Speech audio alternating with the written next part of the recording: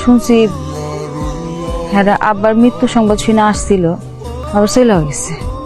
তিনটা বছর অপেক্ষা করছি মানুষটার জন্য, মানুষটা আর এলো না।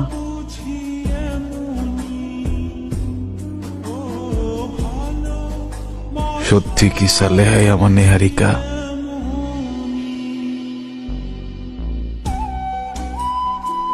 যার জন্য আমি তিলে তিলে মনের বাগানে স্বপ্ন বুনছি,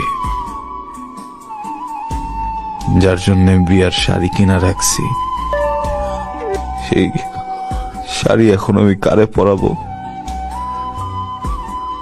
আমার জন্য আজকে আমার নিহারিকা তুষের অনলে পুরা মরতেছে।